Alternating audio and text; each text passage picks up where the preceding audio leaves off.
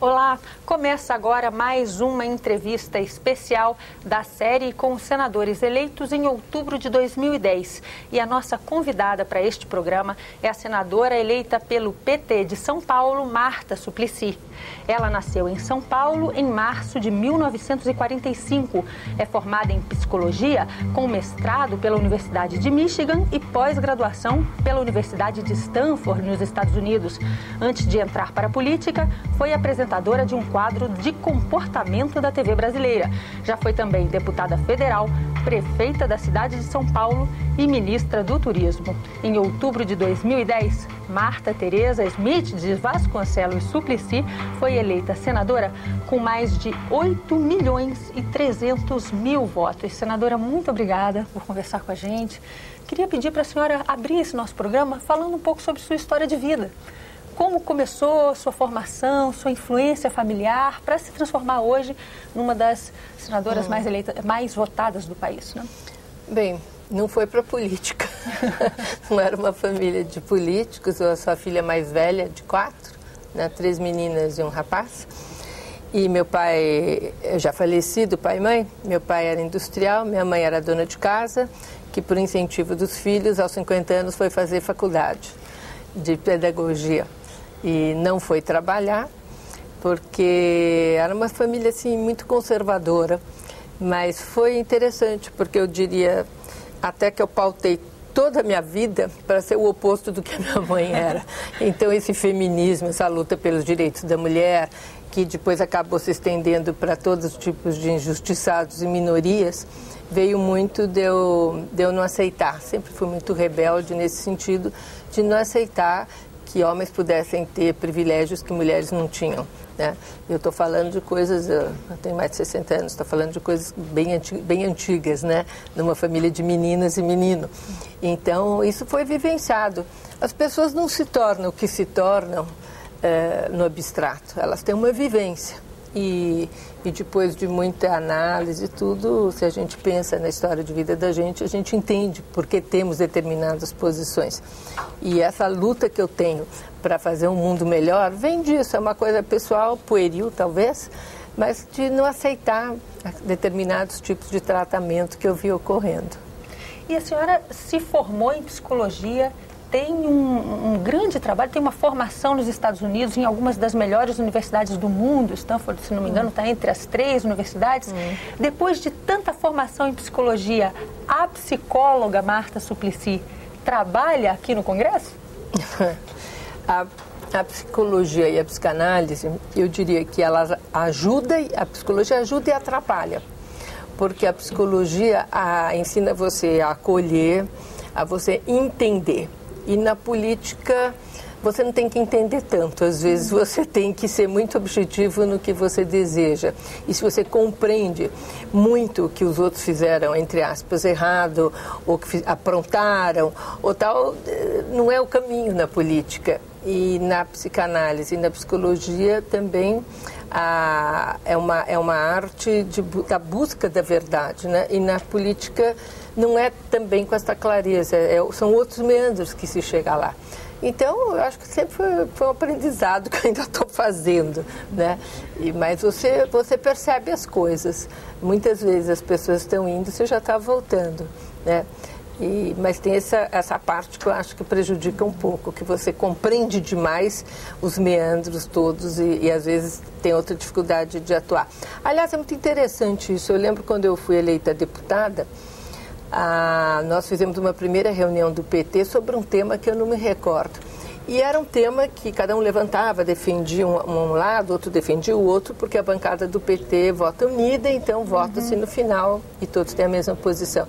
Aí eu me levantei, ponderei de um lado, ponderei de outro e sentei. E eu lembro que a deputada, na época, Thelma de Souza, né, que era ex-prefeita de Santos, na época deputada federal, ela falou: Marta, mas você não está mais no consultório, aqui você tem que ter uma opinião e uma posição. E essa mudança de papel na vida, né, é complicada para todo mundo que muda o papel que estava acostumado a desempenhar, né?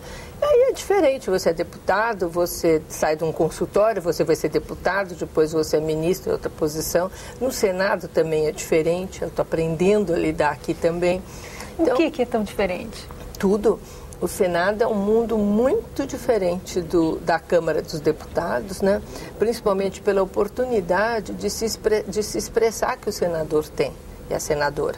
Aqui, você, com essa questão que eu estou tentando realmente implementar de forma mais até, eu diria, rígida, nem tanto, né? Com flexibilidade, mas dos 10 minutos que cada um tem direito. Porque se você permite uma quebra do regimento e deixa a pessoa falar 1 hora, às vezes você tem lista com 22, 28 inscritos e as pessoas não podem falar, fala 1. Né? Se você deixa mais ou menos equilibrado 10 minutos, mas, claro, tem uma flexibilidade, dependendo se está tendo um debate com muito à parte, você também não vai cortar ali. Mas que todo mundo possa ser democrático, né? E aprenda que é melhor para todos se todos tentarem encurtar o seu pensamento em menos palavras. Mas essa possibilidade de falar e poder ser visto no interior do Amazonas, do Pará, de lugares distantes, para os senadores e senadoras desses estados é uma maravilha. E para nós, que queremos às vezes levar uma ideia para uma região onde nós não temos acesso, não temos mídia, nada, o Senado também é uma forma incrível de você poder chegar através dessa televisão. Senadora, a senhora falou de forma bastante interessante sobre essa capacidade de expressão. A senhora foi um personagem público antes de se tornar um personagem político. Essa experiência na TV brasileira, falando para o país inteiro, ajudou a abrir essas portas de comunicação com a sociedade na hora em que a senhora decidiu entrar para a vida política? Ajudou enormemente, de várias formas. Primeiro, quando o meu ex-marido ele se candidatou a deputado estadual, eu já tinha um nome nacional, né? Como na televisão. E televisão Globo é televisão Globo nacionalmente. Então, eu ajudei na campanha dessa forma. E depois, você trabalhar 8 anos diariamente na televisão, você consegue falar de uma forma que você aprendeu a lidar com uma câmera, aprendeu... Domina aquela comunicação. Né? Isso ajudou muito na vida política. Fui feliz de ter tido essa oportunidade. Também porque aquele programa, o TV Mulher, marcou uma geração, marcou época. Eu até não considero nem que seja uma arrogância dizer que foi antes e depois para a mulher brasileira. Quebraram-se inúmeros tabus ali, né? Um programa que falava da autonomia feminina, dos direitos sexuais da mulher, dos direitos à liberdade, do direito... são coisas que hoje, você sabe que o TV Mulher faz 30 anos este ano. Quando eu pensei, 30 anos, meu Deus, mas parece, é muito tempo. E tem coisas que quando eu lembro, hoje a gente quase não acredita, né? Coisas que ainda são verdade, que não mudaram tanto. Mas coisas como cartas que eu recebia dizendo que bom que eu vejo que você está falando que eu posso sentar na mesa com meu marido e não só servi-lo. Eu pegava aquilo e falava, que Brasil é esse, né? E aí lembro também de um livro muito importante da Rosemarie Muraro, uma feminista histórica no Brasil, que ela colocava uma pesquisa sobre a mulher. Foi uma das pesquisas mais importantes. Foi um livro grande sobre a mulher brasileira. E ela mostrava a diferença da mulher que cortava cana no Nordeste com a mulher, a menina que ia de biquíni em Ipanema, né, na praia, em relação ao próprio corpo, né? Quando você perguntava para a menina de Ipanema, para a mulher de Ipanema, ela dizia, não, eu cuido, eu faço dieta, eu faço exercício, eu cuido muito do meu corpo, né? E quando você perguntava para a cortadora de cana, ela dizia, não, ele trabalha bem, era um instrumento de trabalho, e para outra era um instrumento de prazer. Então, essas nuances da enormidade que o Brasil é, em termos de informação, em termos da vivência feminina, eu adquiri foi na televisão. Foi vital isso, porque como paulista eu não tinha a mais leve ideia do que era a mulher brasileira em todas as diferentes regiões e classes sociais. A senhora mencionou esses 30 anos e hoje nós temos uma mulher pela primeira vez presidente da República no país. A senhora falou que algumas questões comportamentais mudaram. E na política, mudou decisivamente? Olha, eu considero a eleição da presidenta Dilma o salto mais importante que nós tivemos desde o direito ao voto, né? Nós adquirimos o voto em 32, mas só podia votar mulher casada, ou então a solteira ou viúva com posses.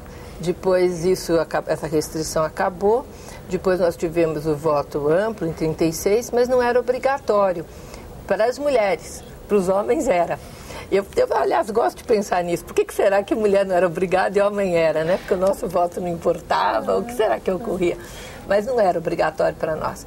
E só mais tarde que nós conseguimos sem restrição, em 42. Depois nós tivemos, em 62, nós deixamos de ser equiparadas, na linguagem da época, silvícolas e débeis mentais. Porque se você for pensar, isso está na esquina, faz muito pouco tempo. Então, vamos resumir tudo isso? Se nós temos direito ao voto há 79 anos, olha, demorou com todas essas confusões e tal, uns 50 para a gente chegar à presidência, não foi tanto. Eu acho que nós estamos indo bem, Agora, o impacto, por que eu digo que é tão importante quanto o voto? Primeiro, acho que pode ser mais rápido ainda o impacto do que eu teria capacidade de ter pensado. Foi muito rápido a eleição minha para a vice-presidência e a da Câmara. E isso teve tudo a ver com termos uma presidenta mulher. Logo tivemos 9 ministras, que até então nós tínhamos tido 4 ministras mulheres. Foi o máximo que tínhamos tido nas gestões que precederam a presidenta Dilma. E depois nós tivemos a chefe da Polícia do Rio de Janeiro, a diretora-geral aqui do Senado. Tudo isso tem a ver.